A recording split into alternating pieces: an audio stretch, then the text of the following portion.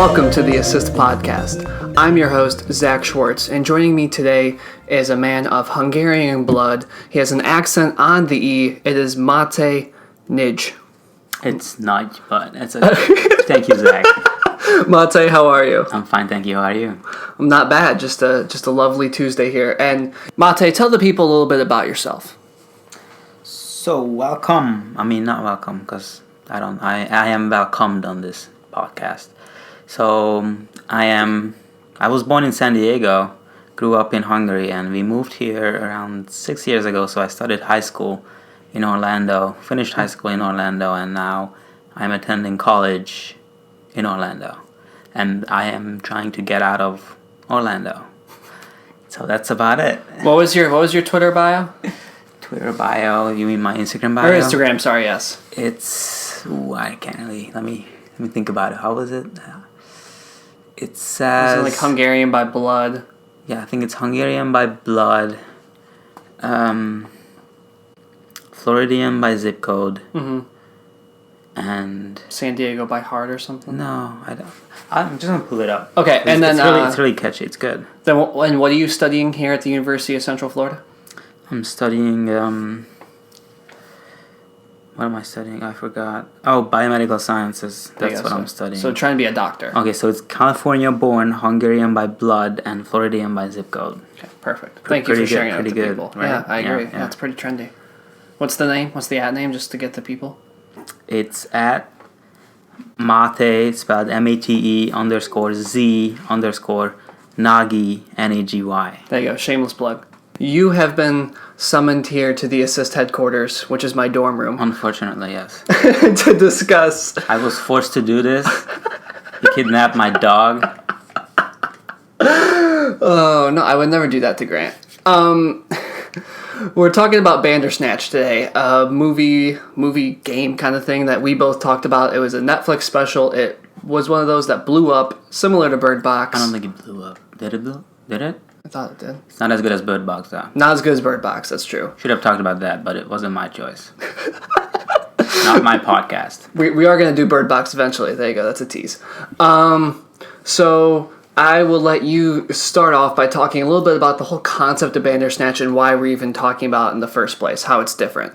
So, I guess all the Black Mirror episodes I really enjoyed, and I didn't really know it was a movie. I thought it was a season. Just a Bandersnatch was the name of the season. And then when I started watching it, it really caught me off guard that I had to actually choose paths for this person, the main character. So that's the whole concept of it, is that you decide what is going to happen in the whole movie. Mm-hmm. So it's almost more like a video game than kind of a movie, right? Because there's no time on the movie, right? It just takes however long your choices take. Exactly, right? yeah. Mm-hmm. And you also have no idea with what choice you're picking, if it's right or wrong, you know? You have no background of anything or the consequences that could happen or follow. So yeah, until if you get it wrong, then you're forced to reset, and then you're like, shit, can't pick that one again. Exactly. So one thing that also happens in this story is that the fourth wall is broken multiple times, and finding the fourth wall when a character interacts with the audience. So there's a point. The good thing is Trump is building a new one, though. He's trying to anyway. It's an emergency. We're in an emergency, Maté. You can't joke. He watched the movie. He was like, oh shit, that wall is broken. Let's build it up. My aunt was saying that a bunch of her friends marked themselves safe during the Trump national emergency declaration on Facebook. That's great.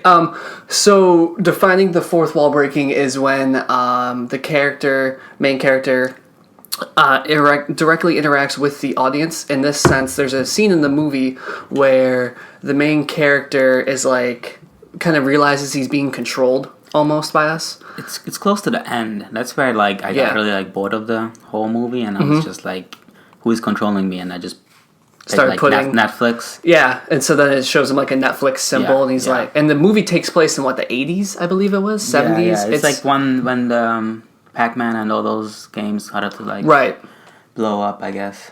Mm-hmm. Right, so it wasn't now where Netflix would have been not a weird thing. So yeah. So I thought that was really interesting too, as the sense of it kind of he started interacting, he realized he was being controlled, and then that scene leads into the scene where I think the whole movie opens up is whether or not you kill the dad. Because my friends and I did this at 1 a.m., 2 a.m., whatever, and we tried multiple times to not let the dad die. The dad had to die, though, to have you get to the end, I think. Interesting. I think I killed him too. But that's the only like path I took. I only watched it once, and the ending was pretty like straightforward. So I thought it was only one ending until Zach told me that there's multiple endings to it. So yeah. So you went straight through. You didn't have to reset it all. Well, I just reset like a couple times. Okay. And then, I don't know, like for like minor stuff. Yeah. Like okay. at first, like I accepted the. Was it? I think I accepted like the offer. Oh, to work for him? Yeah. Yeah, we did that too. Yeah. And it instantly like is like, yeah, no. Yeah. So I made like a couple mistakes like that, but other than that, like the ending was pretty straightforward to me. It's just like he just died in a chair, so I guess that was pretty satisfying too in a sense because the whole movie was kind of like revolved around like back like when he was little, his mom died, and then that teddy bear that he was looking for, and that's why he made his mom miss the train, yes. and then the other train that she got in an accident, and that's why she died. So I feel like that's mainly not mainly but that could be part of the reason why he's making this like video game, so he can take different paths. So just if he could go back and redo that, he would definitely. And that is one of the ways you end it, is you're able to time travel through a mirror and go back to when he was a kid and change it so you die together with your mom. Am I right? Is that the one you saw? Yeah, I think that's what I saw, yeah. Because then he obviously would die in the future. He went with his mom, and then so he died, and then that's how like he died in the chair because it just... didn't exist anymore, basically. So that's funny you say that, because that is the true ending based on my extra gathering reading. So you somehow ended up getting the real ending on your first try. That's pretty impressive. Thank you. Because based on my reading, there are 5 different endings you can get based on your choices. And 4 of them will do they'll run the credits, but then they'll say, go back to this choice. Like, you can still go back in. Mm-hmm. So, but that was so we were trying to get the real true ending, and that was the one that you said you hit, is the only one that is the real true ending. Yeah, because I don't really know how I got there, but there was like choices to...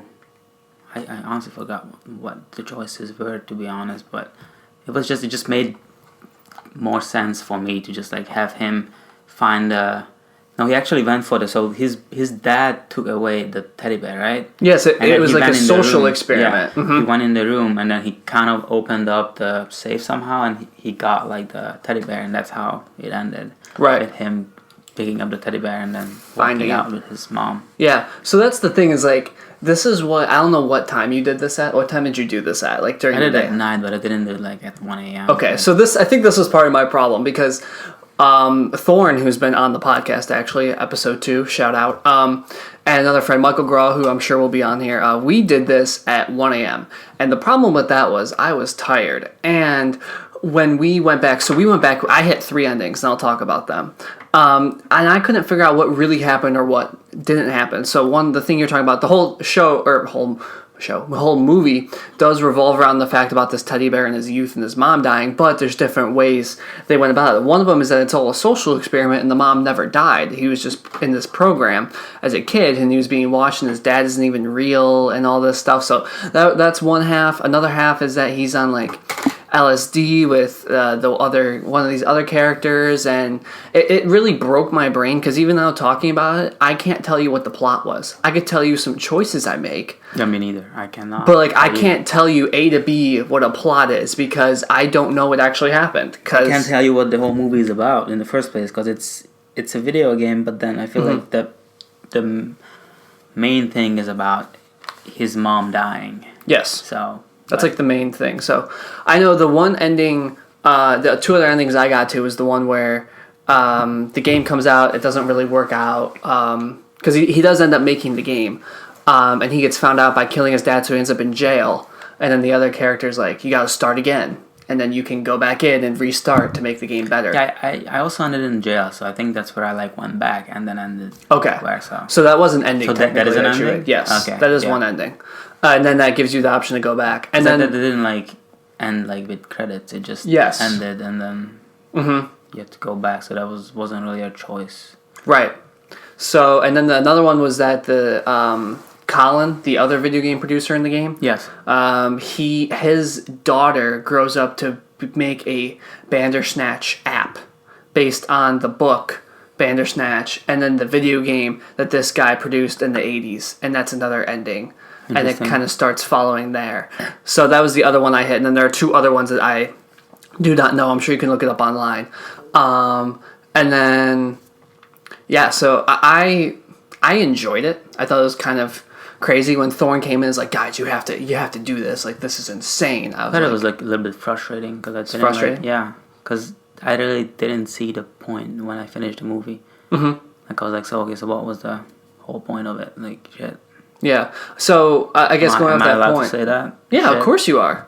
Yeah. Shit. Oh yeah. I was gonna ask an overall kind of question. Do you think this kind of format where it's interactive, video game style, of course, because you can't watch this on your TV, you had to watch it on a PlayStation or laptop, yeah, some kind of thing where you can make a choice. Do you think this type of format has staying power, or does it only work in the sense of the Black Mirror kind of set? Because I know that's pretty out there in terms of TV shows. For future movies, I don't think this is gonna last long. What a lot of movies are gonna incorporate this because it's, I don't know, like maybe a couple movies, but it's not gonna take over. You don't think it'll be like its own kind of genre, for instance? Like, you don't think there's gonna be like I don't think there's gonna be that many movies to make a whole genre about it. Mm-hmm. Like Black Mirror can do a couple of movies like this, but it's not gonna blow up, I don't think. Because this one kind of did blow up in the sense of people, the memes and Twitter. It's the first one, yeah. Yeah, exactly. But I don't see a lot of movies like this because of how like frustrating it is and how people, if they just want to watch a movie, they want to watch it, and most of the time they're just gonna be on their phone. I'm not gonna lie. So yeah. If anything, they're gonna make a genre that says like I'm on my phone and I'm just watching this as background. I definitely think this was better, at least for me, with friends, with a group of people doing it. I know you did it alone, and it felt kind of funny because every time a choice popped up, we're freaking out because you only have 10 seconds. Yeah, maybe with a group it would be different. Yeah. So you could almost make it like a game, but it's like multiple movies in the game. I don't know. I just think it's interesting. I also think the only way this movie gets done is via Netflix. No other big budget studio would try to do something like this. For sure, yeah. So, yeah, I think it's interesting. If you haven't checked it out, go check it out because it is pretty interesting. It's fun. Do it with friends. I think that would be my recommendation. So, okay, you ready to play our game? We have a game. Oh yeah, we have poker set up here. Yeah, you guys can't see. No, we're gonna debut a new game called the Desert Island game. It's a little twist on the game, you know. Oh, it's not dessert. God damn it. What did you say, dessert? Yeah, you don't even eat desserts. I'm joking. I know. Okay. So you like dark chocolate. That's it. Yep, it's good for your heart. It is. It's healthy. Hear that? It's healthy. Mix it with like cherries, and it's great. It's from two doctors saying that. Jeff, doctors. So, a little twist on the Desert Island game. I'm going to give you a category, and you got to give me the one thing you would bring with you on a desert island from that category. Are you ready? Can I bring more than one? Not for this game, but we're going to see what really means a lot to you. Lifeboat. Okay. Life vest. Wait, what is it called? Yeah. No, it's a life vest. And what is the boat? Yeah, it's called a lifeboat. It's a life raft. But you're already on the island. I don't think you need that. You're already on ground. I want to get out of the fucking island. Okay, but you're just going to go on a lifeboat in the middle of the ocean? It's better than being on an island. I think the answer would be a lot of sticks would be to make a fire. No, because there's already sticks on it's an island. You don't know if there are sticks. So what's on the island? Just sand? That's it? It could be. Then there's nothing else, and why would I... We haven't established clear parameters for what's on this island. I would assume that there's sand, there's also trees and stuff like that. Like It could be. Yeah, so okay. I don't need sticks. Well, how are you going to start the fire? Not with sticks, but with stones. Okay. Bring the lighter. Next time, we'll have a clear idea what this island looks like. This is the island from the Fire Festival. I was going to say, absolutely nothing. There's nothing there. But you get to pay thousands of dollars to go there. Right. So, I would have done it. You should probably do the same game with Emily. For the Fire Festival Island, what you can bring it on? Yeah, Fire Festival episode next week, actually. Okay, let's start. one TV show that you can watch on the island consistently to bring. Do I have a TV on there, or just the TV show? You could have the TV show, yeah, or the TV, yeah. I think you would need a TV to watch the TV show. So there's electricity on the island. I mean, maybe God just gives you to watch this TV show. The Office. No. Changed my mind. Not The Office. I watched it too many times. Shit, I forgot the name of it. Breaking Bad. Okay, so that's a really good pick, actually.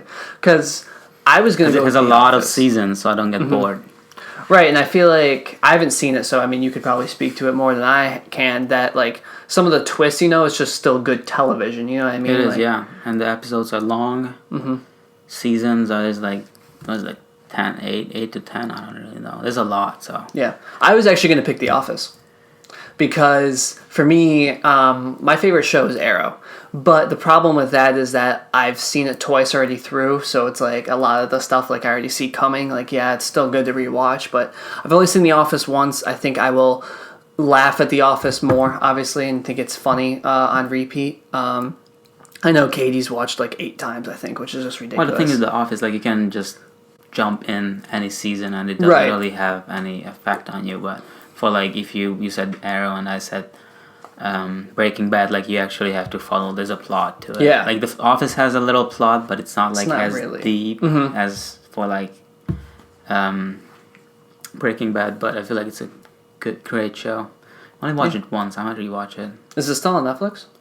I don't know. I think so. I don't know. I'll have to look into that because I think I need to watch it too at some point. I've never seen it. Next one, pizza topping. Pizza topping. So just one topping. One topping. It's kind of tough. Shit. Let's say meat doesn't count. So like you have your meat. So what's on the pizza already? Is there? Let's go with a choice of meat. So whatever you want. For me, it'd be chicken, cheese, obviously. So there's the tomato base. Yes. Cheese, and then you're picking one topic on that topping on that. If you say ketchup, I'm gonna get a little upset. No, it has a tomato base. Just making sure. Better than on eggs, so. This is a big debate in our friend group whether ketchup is better on pizza or eggs. So please write in and let us know because think about it. Split us right down the middle. It's a hard-boiled egg and you put ketchup on it. That's disgusting. I mean, I said it was scrambled eggs. Still disgusting. Next to hash browns. That's the way I could see it. You're disgusting. I don't actually do this. I'm just saying. I'm not saying it's you put it on pizza, but on a pizza which already has a tomato base, ketchup on it is not as weird as putting it on scrambled eggs or any kind of eggs. I argue that ketchup on pizza, because of the tomato base, is redundant. Yeah, that's why it's not as weird as putting it on eggs. So you agree with me? No, I don't, because you already have the tomato base. You don't need the ketchup. I'm not saying you have to put ketchup on it. I'm just saying that if someone were to put ketchup on it, it wouldn't be as weird as putting it on a freaking egg. Okay, let's just make this clear. Neither of us do either of these things, so we're arguing about nothing, really. We're arguing about, like, which one is less weird. Yes, and neither of us do it. So if any of you, like 10 people that are listening to this, if you guys do that, please let us know and why.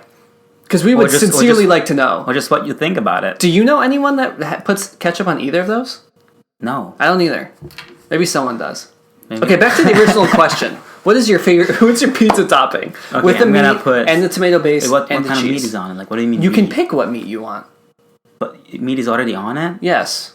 I feel like that's cheap because, like, obviously, I would rather have chicken than anything else on my pizza for the rest of my life. That's more nutritious. So I'm gonna give you the meat, and you give me the next. So there's already one topping on it. Yes. And cheese, and I'm gonna put. Oh shit! What do I put on it?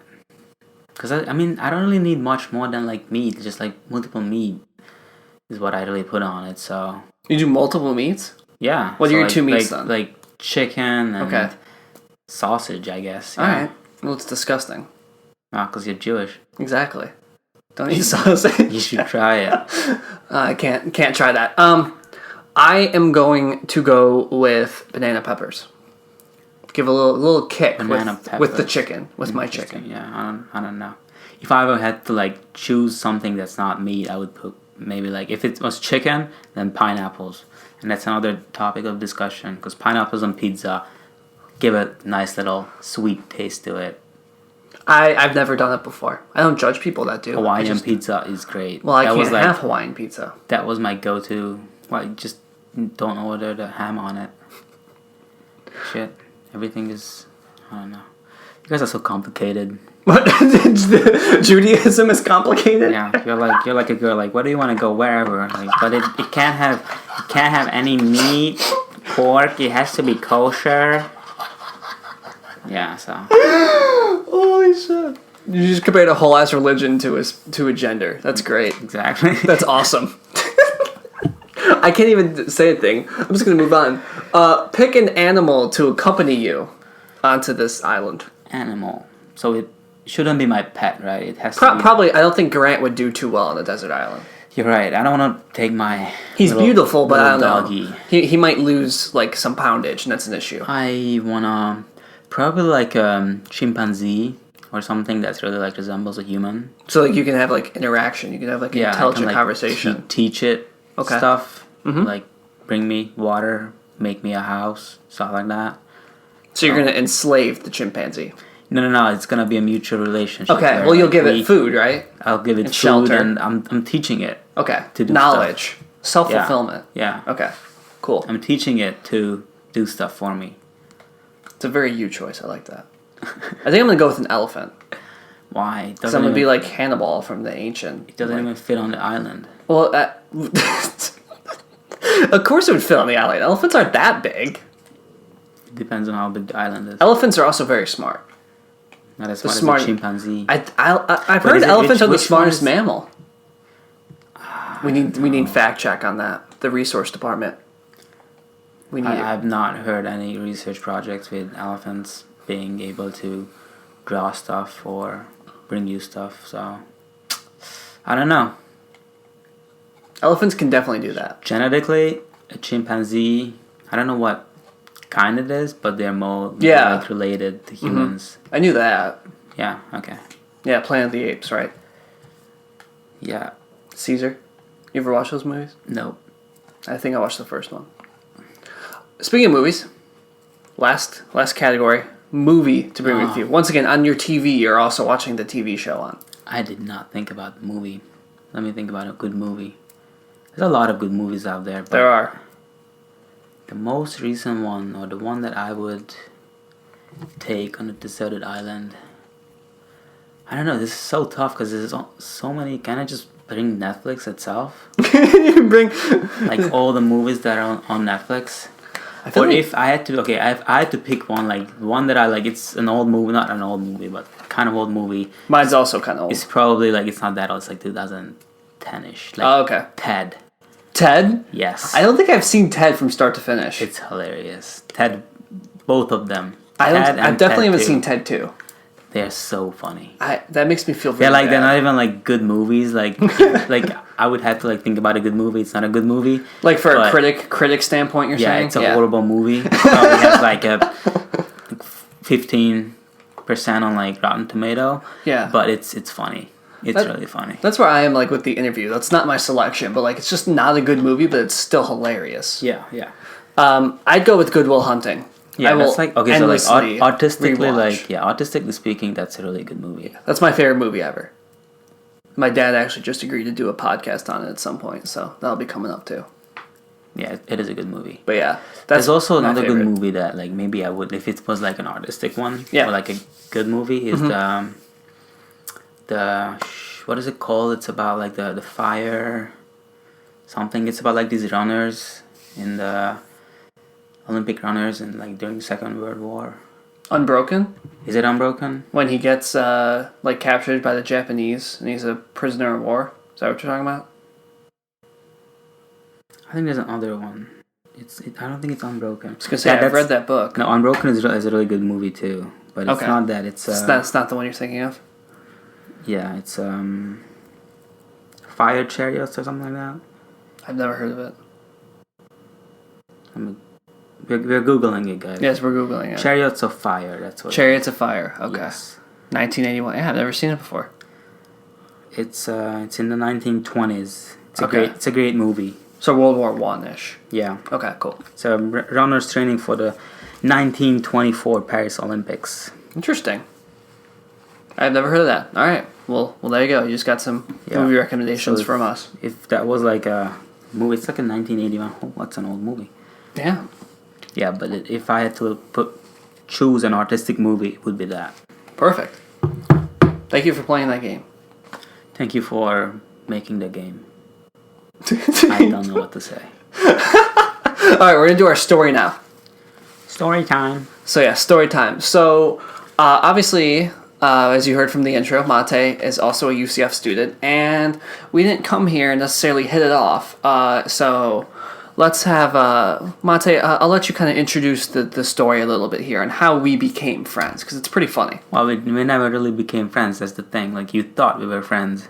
He kept sitting next to me during meetings. I was just talking to Sal, our other friend, the whole time, and then since he was on the e-board, like, I couldn't really sit with him. Yeah. So I just sat down, and then this dude just kept sitting next to me every Tuesday, and I'm like, what is this dude doing? Like, what is his problem? Like, I never thought we would ever be friends, because he looked kind of weird, not gonna lie. But then soccer season started, and then we became buddies. Yeah, we developed a Snapchat streak over winter break. And then he lost it. Well, I lost all my Snapchat streaks. He lost it. I did lose it. But yeah, so fill in some of the details. Maté and My longest Snapchat streak is 1,004 days long. Just hit 1,000. How come I didn't see the post about it? 1K is pretty big deal. Wow, because I don't post that kind of I see. stuff. Okay. Let's see. Right now he's showing 1,005. Okay. It's not a big deal. Not a big deal at all. It just shows how I am. You're really dedicated. You're committed. Committed. So, yeah. You hear that, ladies? I'm committed. Maté and I both joined Prima Dams as freshmen. That's what club he's talking about. Sal, of course, who you've heard on the show, was on the e-board, and that's who Maté was close with. And yeah, I just kept sitting down next to him, and Maté was more interested in talking to other people who will not be named because they're not really close with us anymore at the time. No, I wasn't talking to him. Was I? I don't even know. I just know that you kept sitting next to me for no apparent reason because I did not know you at all. Well, because it's a very... I think my reasoning was that there were... I was Sal's director, so I kept like talking to Sal and other people. And then Zach wasn't like... I didn't even know Zach was a director in the first place.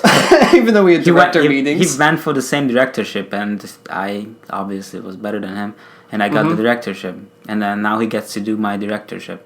Yeah. That I did last year, so... Yeah. Yeah, he's just chewing on some old bones that I already... But who has directorship of the month this year? It doesn't matter. It does matter. Dylan Mackey and Sophia Jardone. So you think it's more my co-directors did it and I didn't do anything. Exactly, because last year it was director of the month. That's right. Did you ever get that? No. So you have 0 of those and I have 1. Yeah. Sounds like I have done a better job. But who got the same directorship? When we ran for the same directorship, who got it? Well, that was when I was an unknown character. So was I. No, you were from here. You had built a reputation. I did not. No one knew me. Sal didn't know me. No, none of them knew me. Okay, stop proving me wrong. We're gonna... This conversation is going nowhere. He's gonna cut this out. No, I'm not. Maté, thank you for joining me today. Thank you for having me, Zach. Thank you for listening to the Assist Podcast. If you like the show, go drop a 5-star rating. That really helps us keep the show going. If you want to stay updated with all the podcast episodes, hit the subscribe button and also go follow our Twitter, which is @assist_podcast, and our Instagram, which is now the Assist Podcast. And you can write any emails, any suggestions you have to theassistpod@yahoo.com, and we'll see you next week.